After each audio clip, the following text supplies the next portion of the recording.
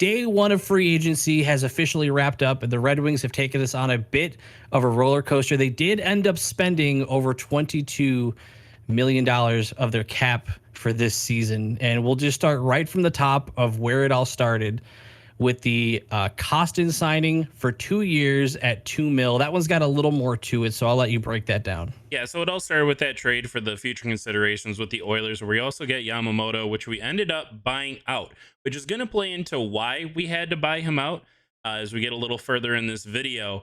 But it ends up, if you just look at the ends of it, that we did get Costin 2 years, 2.4 mil if you count in the Yamamoto buyout, which is fair for a young big center, or I'm sorry, winger that is going to play a bit of a power forward role for us. Definitely has a shot on him. Overall, the entire scenario, I gave it a B minus. It gives us a positive upside out of Costin, but I don't like just being the salary dump for the Oilers. But I do like the age of 24, though. yes. Next up, was not expecting this one. James Reimer gets signed 1 year, 1.5. I gave it a C. Steve did talk about how we did not have a second goalie on this roster, and it just feels fine. You have a goalie late in his career looking to still make an impact on a team. Maybe he wants to be around a younger team that has the opportunity to go do something well. And we've seen how hot and cold goalies can be. It's a fair signing. Not long after that, we ended up re-signing Matt Luff to a 1 year, 2-way at $775. This one upset me. When this happened live, I will say that I had a pretty big emotional reaction to it, and it stayed throughout. That happened over 12 hours ago, and I'm giving it a D. I don't like it just because of what I think it could do to this roster. He was already being called up over the likes of Soderblom. And if that happens again this year, I'm going to be upset. That's the only reason why I grade this low. It's a just two-way contract. It shouldn't be that impactful, but the fact that it could be scares me. It was especially fair at the time to react that way because it was such a slow start to free agency. So when all we got, well, what we find out about the Yamamoto thing, we find out we get James Reimer, and then, we're re-signing Luff. I get it. That's totally fair. Then right after, we ended up also re-signing Gustav Lindstrom 1 year at $950. I think that's a pretty good value on him. I wish it could have been a bit longer. He's still pretty young. We haven't seen him really pan out for us, but he also hasn't done bad. I gave it a B minus just because I wished it was longer. If you get him on a 2 or 3 year deal at 1.25 at 1 to like 1.5, maybe you get up towards that B plus area. It does kind of feel like a prove it year for him, but I think he's also going to struggle to even crack this roster. I know it's a one-way deal. I was going to say, are you surprised at all it's a one-way? Yeah, it seems like it's something that he definitely wanted, that if we are not going to give him the opportunity to start here in Detroit, he would like to hit waivers. I think that's the way that conversation went down with the agent. Okay, next one. This is the one that's raised a lot of eyebrows, and even in hindsight of the day, has not gotten a ton of positive feedback. Steve went and grabbed Justin Hall, 31-year-old defenseman, for 3 years, $3.4 million. It was pretty much the meme signing of the day, just because of how popular Toronto is and how much the Toronto fans wanted him out of there. Was it this year's Sherratt? Oh, it very well could be. I think, saving the $1.3 million on it is fine. He's 31 years old. He proved himself to be a capable NHL defenseman, which seemed to be something that we did need. He's right-handed, another thing that we did need. I'm not too high on it in general. It is a C minus, but I have also been surprised because of the way Oli Mata turned his career around here in Detroit and performed very well for us. So if you can recreate that, Justin Hall, then yeah, I think it goes up to like a B signing. This one has a lot of fluctuation, but I'm gonna play it safe on the lower end. A signing that our initial reactions to were not great, but we did just a little bit of research, looked into it a little bit more, and we actually got kind of excited when Steve went out and picked up Daniel Sprong, 26 years old, 1 year, $2 million. This is another one of the prove it actions for sure. He is a high offensive talent. He has a lot of potential with that. I think he's going to get a good opportunity here for the Red Wings to do so. And I think the most impactful part of this trade is that this now points at Zadina and Veleno. And I believe Kubalik as well has a contract ending at the end of this year. And that is four people competing to keep a job that all need to put the puck in the net.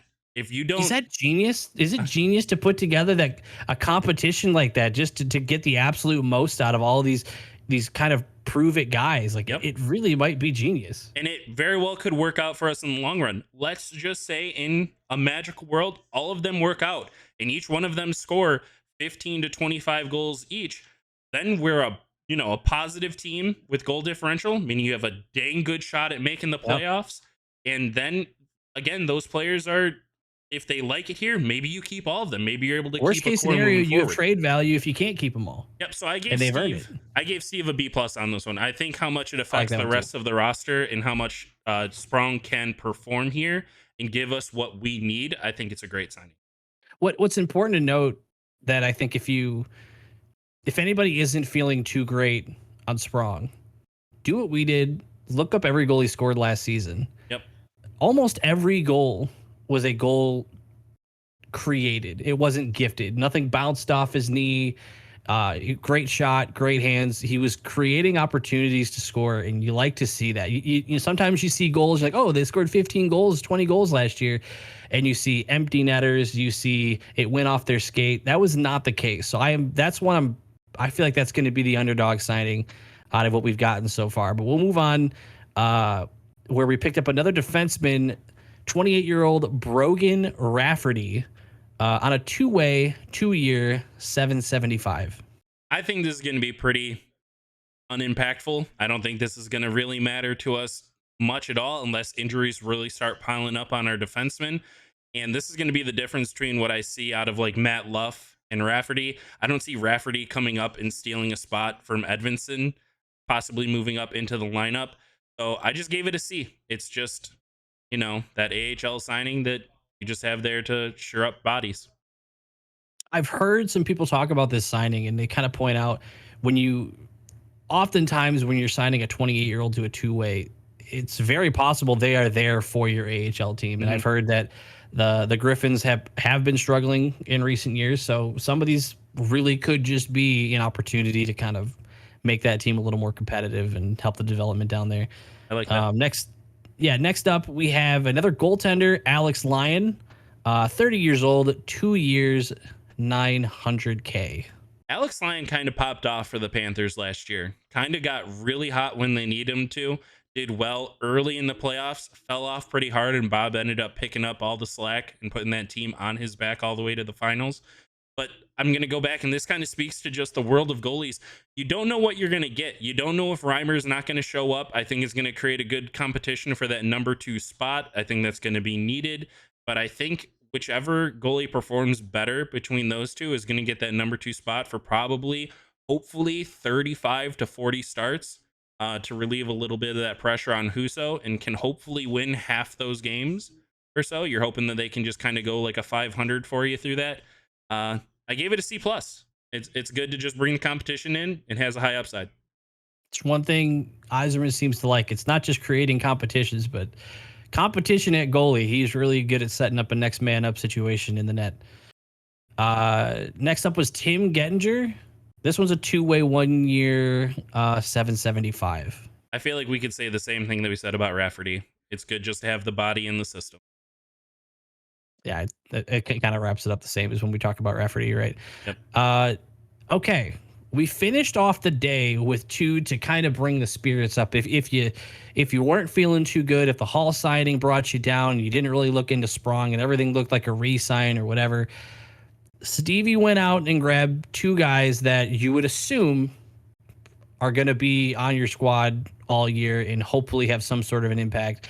The first of which was JT Comfer, the forward on a 5-year deal, 5.1 per year. I think that's a pretty fair value for who I believe is going to be our second center this year. He proved himself to be a solid kind of two-way player. He didn't, perform crazy well offensively. He didn't provide goals that, this team kind of needed, but it does fit exactly what Steve has down. Almost our entire center line is just a solid two-way, sound defensive player. And Comfort fits it. It wasn't sexy, but it's something we definitely did need. We were a little weak down the center line here, and I gave it a B minus just because it didn't address the goal that we need, but it did just kind of fit our current team build. The description that you gave that signing almost reminds me of things we said maybe when we picked up Cop last year. It feels incredibly similar to And it signing helps. Cop. And they went to the same schools in Larkin as well. We got 3 Wolverines now up the middle. But almost everything you described, I was like, okay, so we made another Cop signing. All right, got it. We followed it up with our final signing of the day, Shane Gostisbehere on a 1-year 4.125. I think this is easily our best signing for many different reasons. It brings in an offensive talent on defense similar to what we have out of Wallman.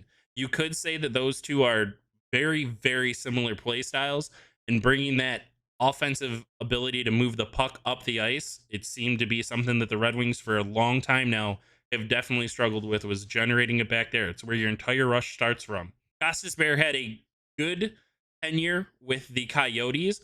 I know he kind of sputtered out when he got traded over to Carolina. I'm not sure what that really meant out of there. I didn't watch too much of him there. The real value that could come from him is if this team underperforms this year and we go into another trade deadline, having a defenseman like him at a 4.125, if you can retain half that salary, it's only a $2 million salary cap hit to a team that would like to buy him. So in our worst case scenario, he is still valuable to us. In our best case scenario, he's probably playing a very critical role, providing offensive output for. Okay, so we've added a lot of names to the roster. A lot. So before we go into what that could mean or what we hope it means, with what we have on day one, what are we looking at in terms of potential lineups? So for our top line, I have Larkin centering Fabry and Raymond, because this is something that has built chemistry. It has performed for us. It hasn't been, top in the league by any means, but with all the new faces entering in, this is probably something that you would like to lock down as your rock, and that you can rely on, the chemistry that these players have together. I wouldn't want to break that up. Okay. The second line, I have Sprong, Comfer. I'm sorry, I shouldn't say that. For the second line, I have Comfer as our center with Sprong and Perron. Sprong can prove that he can score. Perron has proven that he can find guys open. He can also have like a hard nose for the net. And Comfer, I think he's going to be a bit of a better version than Cop. I think that you could argue either back and forth on that one, but that is my second line. It's the online. The vowel line. You're saying Sprong, Com, and Perron. Third line though. I got Cop in the middle between Kubalik and Berggren. I think Berggren might surprise some fans. I love him. For as high as everyone was on Raymond going into his second year, hoping for him to perform, I am very, very, very, very, very high on Berggren. If you watch him play, if you actually just watch the games and don't just watch his highlights, you can see his offensive mind at work. I think he has an elite vision of the ice. I was just going to say that vision and IQ is something you can absolutely pick up on him. The way you can see him check his options before doing whatever he does, it's something you don't see that often at that age. Yeah, I feel like you kind of see a lot of players just trying to keep up with the game and just trying to make their next move. The way he kind of has that slow the game down for himself, and it's beautiful. I love it. And we saw that it actually really helped out some of the players that needed to perform for us last year. When we looked up a lot of Veleno highlights, you saw Berggren feeding the puck to him a lot. That's why I want to pair him with Kubalik, who is popped out, and even in the IIHF over the summer, performed very well offensively. He was leading the entire tournament in goals at one point. That's very important. That is huge for Kubalik. And if you can get these kind of scorers out of your third line, it's perfect. And if you just have Cop up the middle to play more of the hard nose, drive the net, defensively sound hockey, I think this is a very complete, very, very good third line. This is my favorite part of this team right now. What's your ideal fourth line? And I know you got a lot of names you really could cycle in and out, but let's say you're going into opening night and this is your roster. I've got to go to Rasmussen. I love how Rasmussen has progressed as a true centerman. I think he's really fitting in and filling out to be what Steve Yzerman wants out of a center. We've seen him year by year get better, and you can specifically see that with like his face-off stats. But he hasn't improved tremendously offensively, but is an all-around player. And for your fourth line center, I think he's the guy. I want to put Costin on the wing. I want to have the two big guys together. There was a meme that we had the biggest forward line last year with Soderblom, Unquist, and Rasmussen. They called him like the oh god, I can't remember what it was, but it was like the big tree line or whatever it was. Yeah. Like again, keeping your fourth line big, physical is important. And that last spot on the wing, out of all the names that you see scratched down at the bottom left, I think it goes to Zadina. I'm not the biggest fan of Zadina, but out of those, if you had to put one there, I think you give him his last shot and you say, like, you got to do it. This is the year. We need you to put some goals in the net. You're on the fourth line. You're with some offensively, sound players around you. Got to go make it happen. On defense, it seems like we're a little more set, though. It feels like everybody, especially after the signings, it's not even so much that this is the absolute best six that you can possibly have, because obviously you could see Edvinsson stepping up. But with the contracts you filled out, it seems like this kind of has to be your six, right? Yeah, I feel like it really, really has to be. I think the top three are all set. I would love to see how Gostisbehere can play with Seider, but I'm not willing to just take the risk and say, he's going to take the spot over Wallman, because we saw how well Seider and Wallman played together. I think they've both even come out in interviews and said how much they just complement one another, how much they genuinely like playing with one another. Same argument that I have for the top line on offense, I'm going to use here on defense. Don't break them up. We want Seider to keep growing, get better. I think Wallman's the guy to do it. And that leaves Gostisbehere to be on the second line. And I feel like you can almost toss any of the other three into the next spot with him. Drop Mata Hall. Really feels like you can cycle any through. And I feel comfortable, much more comfortable this year with Mata and Hall on a third line defenseman than I did with like Osterley Hogg. Like, Yeah. no, thank you. That is such a massive improvement. Big fan of that. Do you want to look at the goalies, or do you want to look at the leftovers, I guess? Let's look at goalies real quick. We can just talk about Huso. He's going to be our number one. The concerns are he's not going to be able to play, 55 to 65 games for you. That's why you have the two backups in Reimer and Lyon to give the hot hand, the next slot in there. It's unfortunate we lost Ned. Really wish Ned would have worked out, but I feel more comfortable with either one of them in the competition than Ned. And just moving into the scratches, there are some really good names on this scratch list. There are a lot of players that we would have loved to have seen continue to progress. At the top of it, Lindstrom.